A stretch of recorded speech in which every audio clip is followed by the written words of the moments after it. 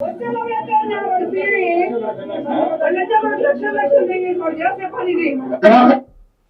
Media ఉంది, పాత్రికేయ మిత్రులు అందరూ ఉన్నారు, రేపొద్దున అది వీడియో బయటికి వెళ్ళొద్ది, ఇవేమి కూడా మైండ్లో పెట్టుకోకుండా, అంటే నేను అనకూడను, అంటే నేను మీ అందరి ముందు అనకూడని మాటలు కూడా ఆవిడ అంది. మీరు స్పష్టంగా వినే ఉంటారు, లేదంటే వీడియో ఇంకొకసారి చూడండి. ఇలాంటి మాటలు అనేసి నేనేమో ఇలాగా నన్ను ఇంతలాగా చాలా ఇబ్బంది పెట్టేస్తున్నారు, నాకు సూసైడ్ చేసుకోవాలనిపిస్తుంది. అంటే మేడం, ఎవరు కూడా ఒక మాట అన్నారంటే మనం ఒకరిని ఎలా చూపించామంటే 4,000 మనకు చూపిస్తాయి, అది అందరికీ తెలిసిందే. కానీ మీరు ఎన్ని మాట్లాడకపోతే మిమ్మల్ని ఇంతలా ట్రోల్ చేస్తారు చెప్పండి.